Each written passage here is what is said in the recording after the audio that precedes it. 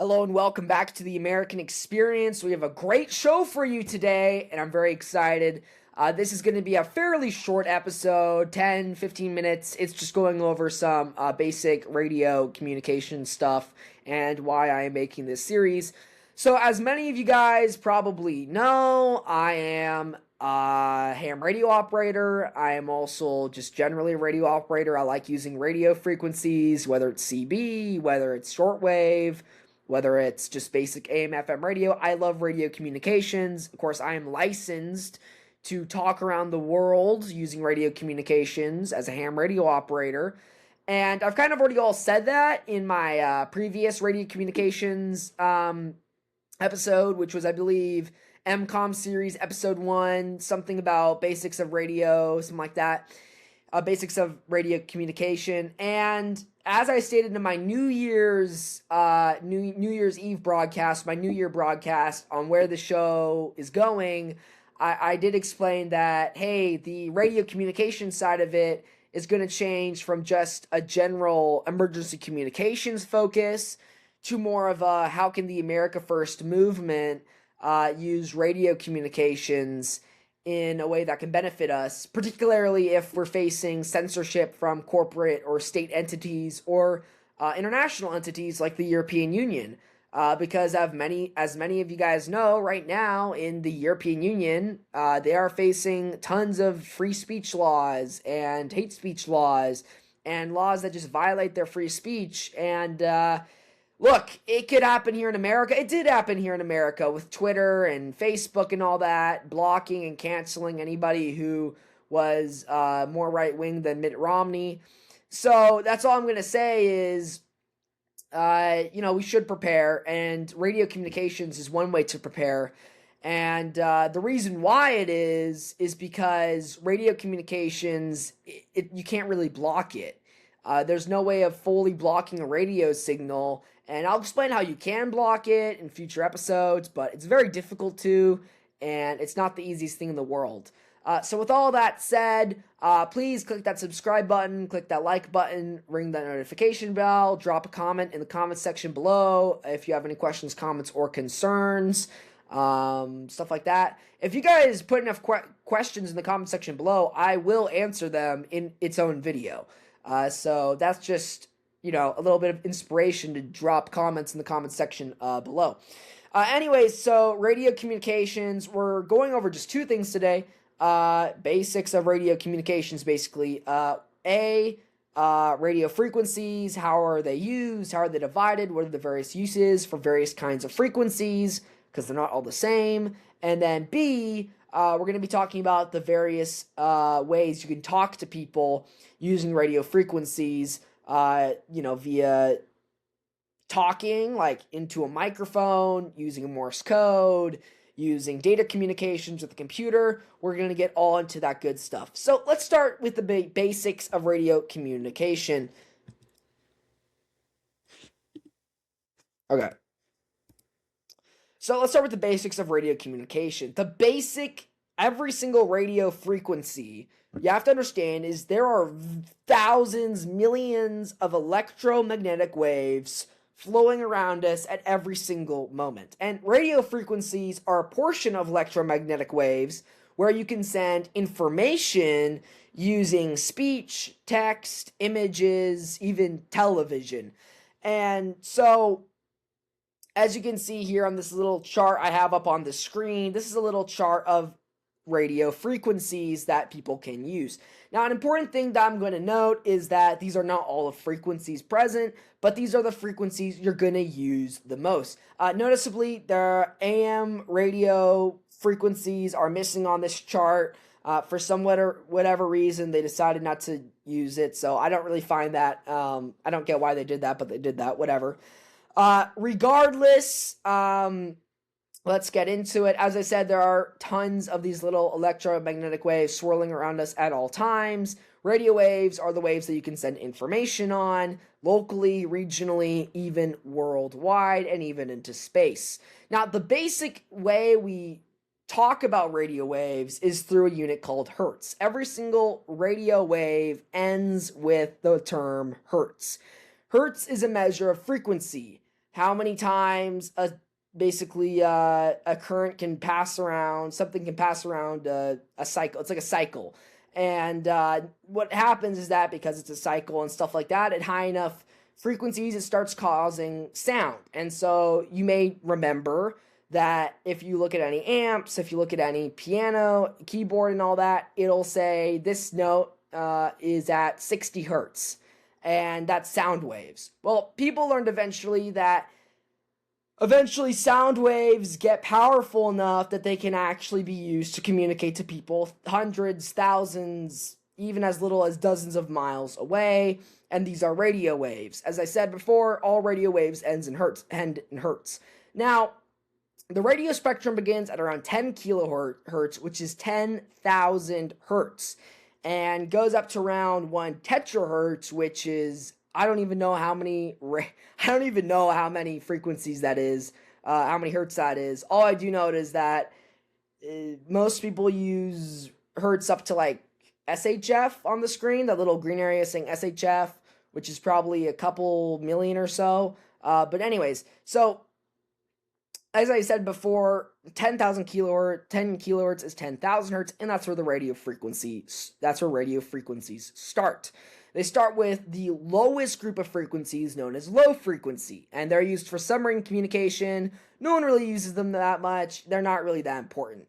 The next one up is medium frequency, and you guys all know what that is because those are the frequencies that AM broadcast radio is on. AM broadcast radio is called AM broadcast radio because the mode of modulation it uses is amplitude modulation, or AM. The frequencies themselves are not known as AM frequencies. They're known as medium wave or medium frequencies. The next one up is HF, also known as high frequency. These are the frequencies that the military, licensed ham radio operators, international broadcast stations all use to communicate around the world. And with as little as 20 watts, folks, I've done it myself, you can talk to Japan, Russia, Brazil, across the US, across Canada, all from Central California, where I live. The next one up is very high frequency, or VHF. These are frequencies where you can talk locally. The example of VHF frequencies that you will most likely know are FM radio frequencies, and as you guys all know, they only go out about 30 miles before they're not really usable anymore, and that's an obvious example of what VHF is used for. It's used for local communication, and it is not used for long distance. Although it can be, you can bounce your signal, a VHF signal, off the moon, off of meteors, off of airplanes, and you can do cool stuff like that, but that's not consistent long range communication, so it doesn't really count. UHF is the next one up. It's known as ultra high frequency, and and those are frequencies that also talk locally. The difference with VHF is that these frequencies can pass through brick, concrete, metal, wood, better than frequencies lower than it, like HF and VHF. And the benefit of UHF frequencies is basically that. And additionally, because they're high enough in frequency, you can start using very wide frequency, very wide banded or very wide frequency data communications, and you can also start using stuff like television and all that. UHF, you guys have used it for kid walkie-talkies are UHF, GMRS, if you know what that is, that's UHF. UHF is where your old cellular phones used to be. A lot of those older analog phones used to use UHF frequencies to communicate from the phone, which was wireless, to the phone spot, and then from there go into the telephone cords, to the telephone poles and all that. So that's what UHF is for. SHF, EHF, and THF, they're all used for a variety of different purposes. Cell phones, stuff like that. I don't really know much about those areas. Hams don't really explore up there much. So anyways, a brief little talk about how the radio spectrum is divided. HF runs from 3 to 30 megahertz, VHF 30 to 300, UHF 300 to 3 gigahertz, and medium wave goes from 500 kilohertz to 1 to 3 megahertz. And like I said before, that's how you name a radio frequency and that sort of thing. So we're going to go over something very basic right now, which is wavelength and antennas. So basically what happens with radio frequencies is that as they get lower in frequency, the amount of how big the antenna has to get bigger. So for example, an antenna at around 7 megahertz has to be around 66 feet. And as you go up in frequency, the antenna gets smaller. So for example, when I'm at around 300 megahertz, my antenna might only have to be around a foot and a half or so to be efficient. And the efficiency part is important because you want your antenna to be efficient so that you can talk far away. Because the most important part of your radio communications and your radio communications plan is a good antenna. So I want to explain why the whole math and the whole science behind why it gets longer and all that. That's all you need to know. Lower in frequency, longer wavelength, longer antenna. Higher in frequency, smaller wavelength, smaller antenna. All right, let's talk about methods of communication using radio frequencies. So there's a few big modes on radio frequencies. Let's start over here. The first kind is obviously, there's various kinds. There's data. You can send data and digital messages. You can send voice. You can send Morse code. So let's start with voice first. So when radio frequencies were first found out about in the 1900s, originally by Giorgio Marconi, somebody with the last name Marconi. I don't exactly remember his name. Regardless, the first method of communication was known as CW, or continuous wave, and the only way you could send information through there was through dots and dashes, aka Morse code. And a continuous wave is just another word for a carrier, which you will see that blue line up there surrounded by those two lumps. The blue line is called a carrier, and the only way you can communicate, the only way you can use it for communication is by sending Morse code. Well, eventually someone discovered you could add voice to a carrier by adding these two things on called sidebands. There's an upper sideband above the carrier, and there's a lower sideband below the carrier. Eventually someone discovered that by taking out the carrier and one of the sidebands, you could create a very efficient and very long distance form of radio messaging, radio voice communications known as single sideband, where basically they take out the carrier and one sideband and leave only one sideband, and you're able to listen to that sideband. And because the sideband is smaller in bandwidth, it rejects exterior noise a bit.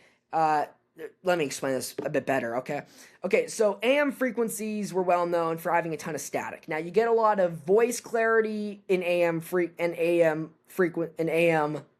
modulation, but you don't get a ton of, you also get a ton of static if the signal is not strong, and also it takes up a ton of power. For example, let's run this example for citizens band communication, CB, those radios truckers have. They use AM modes. They use the AM modulation or amplitude form of modulation for communications. Now, AM is very inefficient. What do I mean by that? Because CB is regulated to 4 watts AM power. Now, this means there's 4 watts in the carrier, there's 4 watts in the side, and 4 watts in both sidebands. In together, there's actually 12 watts of power that the radio is producing, but it's only putting out 4 because, again, there has to be 4 watts to each sideband and to the carrier. Now, what do I mean by single sideband is better at long-distance communications and is more efficient? Well, if you take out the carrier and you take out the sideband and you give the power from the carrier and the sideband to the other sideband that you still have, now you have not 4 watts, but 12 watts of power, which is the legal amount of power you can use on single sideband CB. Anyways, because it has more power, it can travel farther, and because it's smaller in bandwidth, and because there's less static, you can hear people better, and so that's also why it can go farther. And that's just a little about single sideband. Now, a big HF, high frequency waves in particular use single sideband. Below 10 megahertz, they use lower sideband, and above they use upper sideband. And throughout that mode, broadcast stations and ham radio operators use AM, but most people use single sideband because it's better for facilitating long distance communications.